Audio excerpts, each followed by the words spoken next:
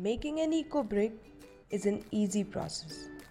Start collecting the wrappers which cannot be recycled rather than throwing them. Second, wash it and dry it well. Third, cut the wrappers into small pieces.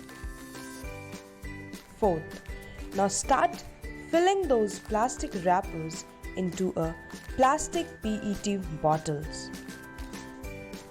Fifth, use soft plastic at the bottom so that the base gaps can be filled properly.